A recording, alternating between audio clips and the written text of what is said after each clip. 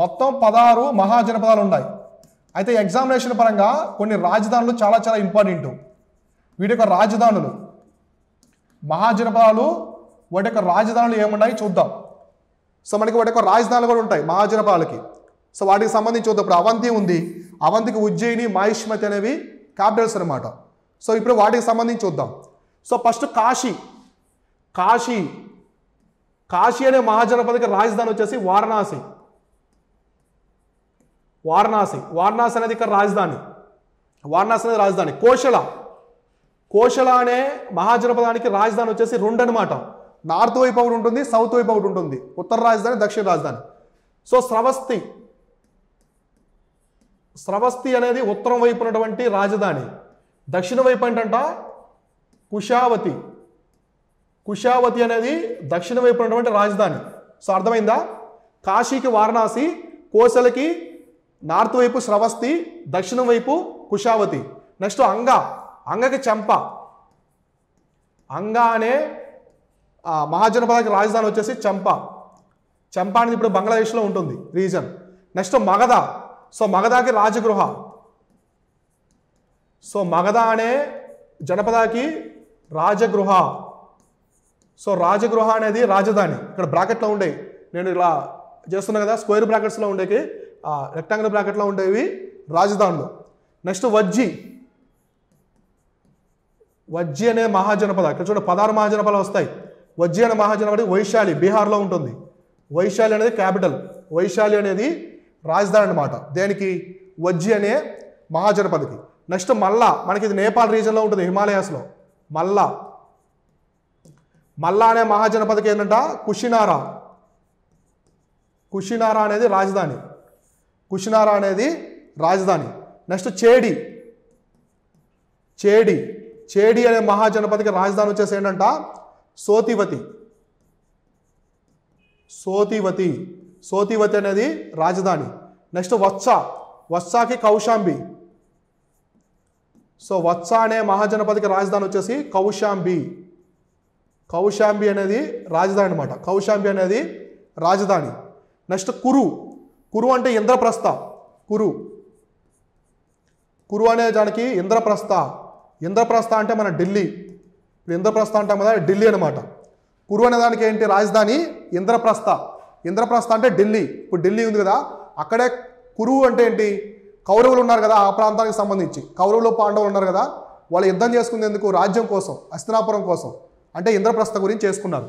Next Panchala. పాంచాలకు కూడా 2 రాజధానులు ఉంటాయి, ఉత్తరం వైపు, దక్షిణం వైపు. సో పాంచాలకి ఉత్తరం వైపు వచ్చేసి అచిత్తర, అహిచ్చత్తర. అహిచ్చత్తర అనేది ఉత్తరం వైపు ఉంటుంది. సో దక్షిణ వైపు వచ్చేసి కంపిల్య. కంపిల్య అనేది దక్షిణ వైపు ఉంటుంది. ఈ 2 కూడా రాజధానులు. దేనికి? పాంచాలకి. పాంచాలకి అహిచ్చత్తర, కంపిల్య. నెక్స్ట్ మత్స్య అనమాట. మత్స్య. సో మత్స్య అనేదానికి ఏంటంట విరాట నగర. విరాట నగర. సో విరాట నగర అనేది రాజధాని. దేనికి? మత్స్య అనేదానికి. చివరిగా సూరసేన వచ్చేసి మథుర. సూరసేన. సూరసేన అనే మహాజనపదకి రాజధాని మథుర. ఇప్పుడు మథురా నగరం ఉంది కదా, మథురా నగరం. ఇది మథురా నగరం అనమాట. కాబట్టి ఈ విధంగా రాజధానులు ఉండేవి.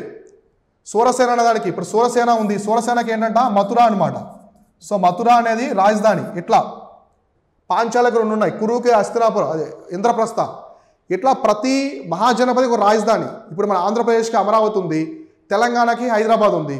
ఆ రాజధానులాగా ప్రధానమైన రాజధాని నగరం, అక్కడి నుంచే పరిపాలన కొనసాగించేవాళ్ళు.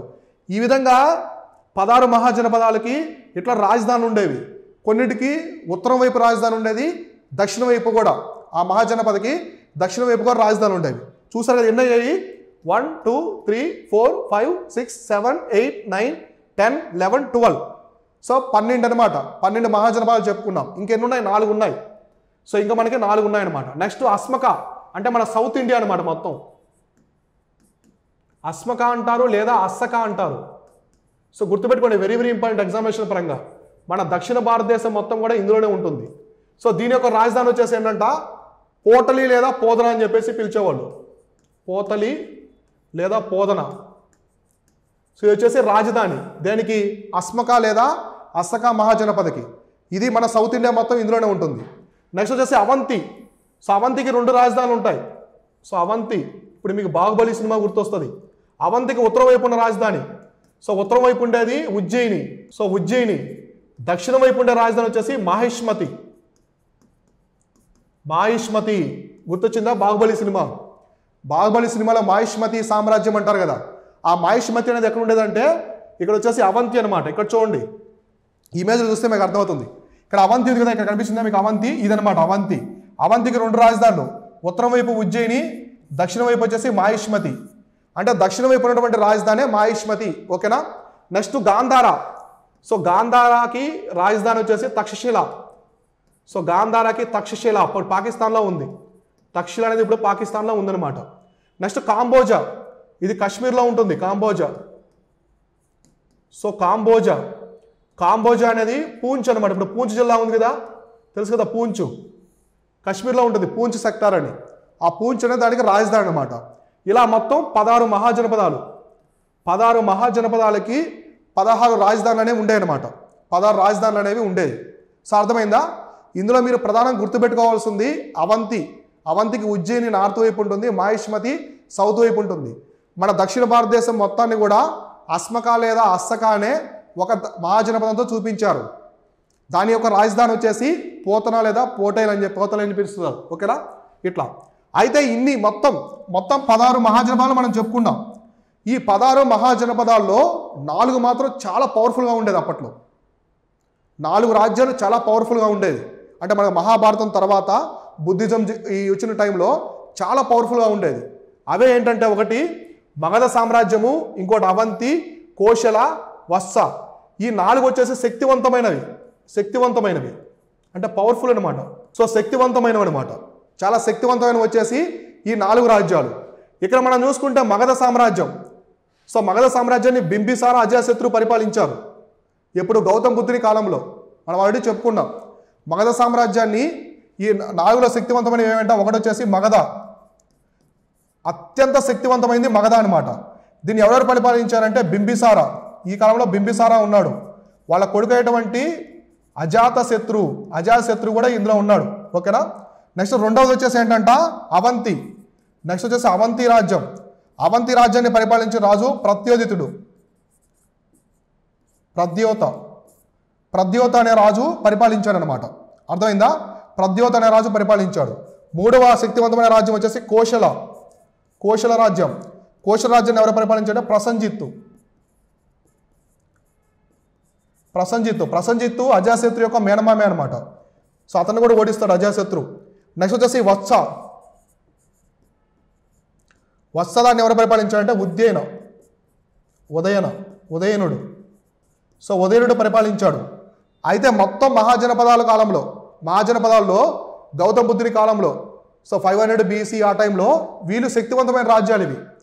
ఆ మహాజనపదాలు చాలా శక్తివంతమైన ఇవన్నమాట. మగధ సామ్రాజ్యాన్ని బింబిసార అజాశత్రువు ఉన్నారు ఆ కాలంలో. అవంతి రాజ్యాన్ని ఎవరు? ప్రద్యోతిత. కోశల మహాజనపదాన్ని ప్రసంజిత్తు. నెక్స్ట్ వత్సని ఉదయనుడు. వీళ్ళు పరిపాలించేవాళ్ళు.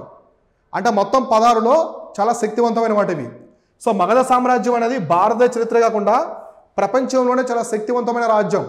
సిరి సంపదలకు మూలం. చాలా అక్కడ మైన్స్ ఉండేది అనమాట. ఎక్కువ మైన్స్ అనేవి ఉండేది బీహార్ ఆ ప్రాంతంలో. అందుకే అలెగ్జాండర్ కన్ను మగధ సామ్రాజ్యం మీద పడుతుంది. ప్రపంచాన్ని జయించాలని కూడా అలెగ్జాండరు మగధ సామ్రాజ్యాన్ని జయించలేకపోతాడు. అర్థమైందా? ఇవి శక్తివంతమైనమాట. కాబట్టి ఇక్కడ ఇవన్నీ కూడా చాలా నీట్గా చూసుకోండి. ఎగ్జామినేషన్ ప్రకారం అడుగుతూ ఉంటారు. నెక్స్ట్ మనకి సోషియో ఎకనామిక్ కండిషన్స్ అనమాట. అంటే సామాజిక ఆర్థిక పరిస్థితులు ఎలా ఉన్నాయి.